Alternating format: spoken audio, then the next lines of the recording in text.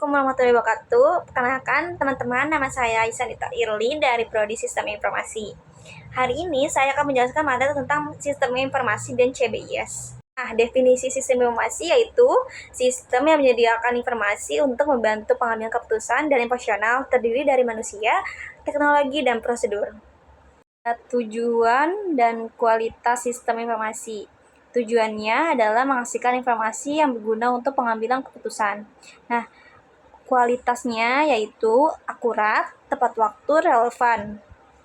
Adapun komponennya yaitu input, model, output, teknologi, dan basis data, kontrol.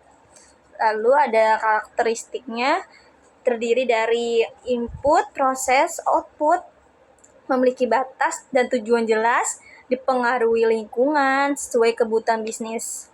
Jenis sistemnya ada yang pertama ada OAS, MIS, DSS, Expert System, dan ISS.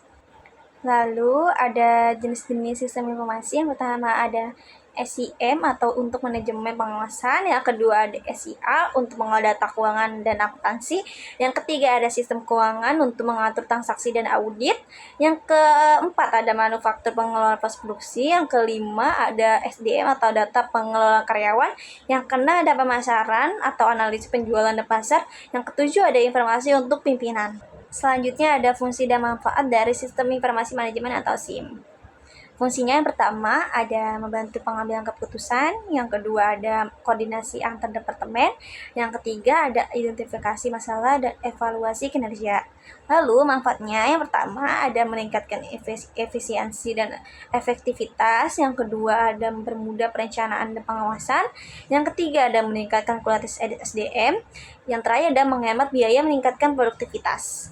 Selanjutnya ada konsep dasar CBIS yaitu Computer Based Information System. CBIS adalah sistem berbasis komputer yang mengolah data menjadi informasi untuk mendukung keputusan, koordinasi, dan pengendalian.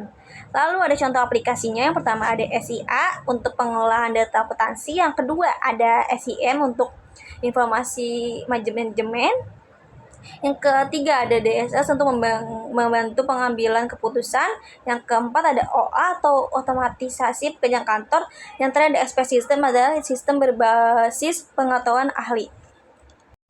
Selanjutnya ada manajemen dan organisasi. Manajemen adalah proses perencanaan, pengorganisasian, pengarahan, dan pengendalian untuk mencapai tujuan secara efektif dan efisien. Ada pula unsur-unsur manajemen. Yang pertama ada SDM atau pelaksana dan penentu tujuan, yang kedua ada keuangan yaitu mendukung seluruh kegiatan, yang ketiga ada material atau bahan baku produksi, yang keempat ada mesin atau mempermudah mempercepat produksi atau kerja, yang kelima ada cara kerja yang efektif, yang keenam ada pasar tempat menjual produk. Selanjutnya ada fungsi manajemen. Yang pertama ada perencanaan untuk menentukan tujuan dan rencana, yang kedua ada pengorganisasian untuk mengatur tugas dan sumber daya, yang ketiga ada kepegawaian untuk merekrut dan kelola karyawan, yang keempat ada pengarahan untuk memimpin dan memberi motivasi, yang kelima ada pengontrolan untuk mengawasi dan evaluasi kerja.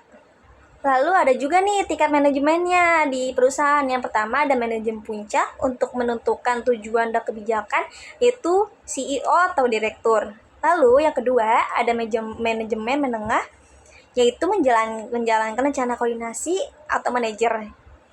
Yang ketiga ada manajemen lini pertama untuk mengawasi operasional atau supervisor.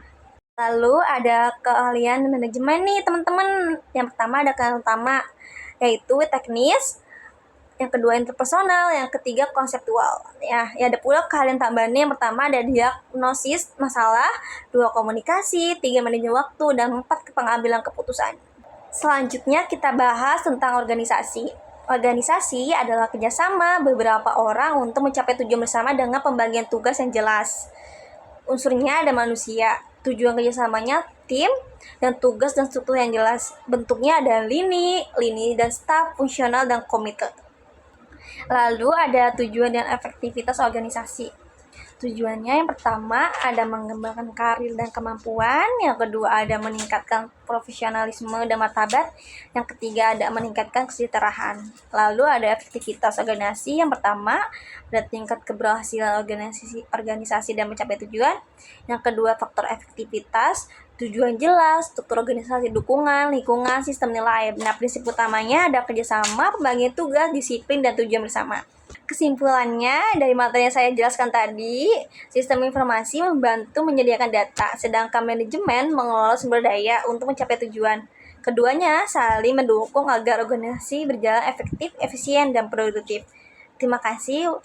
Bila ada kesalahan kata-kata, maklum dimaklum. Wassalamualaikum warahmatullahi wabarakatuh. Terima kasih.